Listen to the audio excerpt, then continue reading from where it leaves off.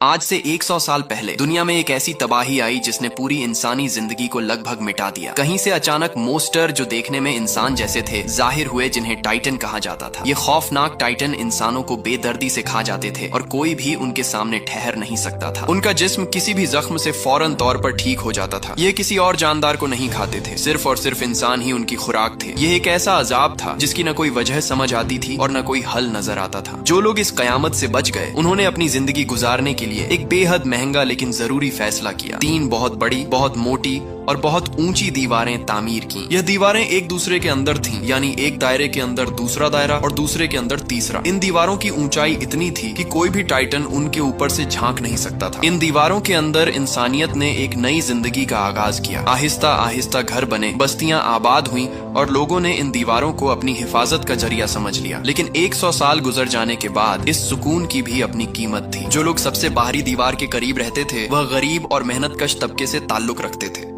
जमीन काश्त करते थे, फौज में खिदमत करते थे और मुश्किल तरीन हालात में जिंदगी गुजारते थे। अंदरूनी दीवारों के करीब अमीर और ताकतवर लोग रहते थे जिन्हें न भूख का खौफ था और न टाइटन का कोई खतरा। समाज में एक क्लियर डिफरेंस था, एक तरफ ताकत और आराम, दूसरी तरफ खौफ और मजदूरी। इस बाहरी इलाके के एक गरीब मोहल्ले में एक नौजवान लड़का रहता था जिसका नाम एरन था। एरन की उम्र छोटी थी लेकिन उसकी सोच बहुत बड़ी थी। वह इन दीवारों को अपनी हिफाजत नहीं बल्कि अपनी कैद समझता था। उसे दीवारों के बाहर की दुनिया देखने का शौक था, समंदर, पहाड़, खुला आसमान। वह हमेशा सोचता था कि क्या वाकई बाहर सिर्फ टाइटन ही है या कुछ और भी है। क्या एक सदी से बंद इन दीवारों के पीछे इंसानियत ने अपनी आजादी का सौदा कर लिया है। उसके 2 बेहतरीन दोस्त थे, अरमिन और मिकासा। अरमिन क्लेवर और सोचने समझने वाला लड़का था जिसे गैजेट्स और मशीन्स बनाना बहुत पसंद था। हालांकि दीवारों के अंदर टेक्नोलॉजी का इस्तेमाल कानूनन मना था। मिकासा एरन की बचपन की दोस्त थी, खामोश, पुरसुकून, लेकिन एरन के लिए गहरी मोहब्बत रखने वाली लड़की। एक दिन अरमिन बस्ती में जा रहा था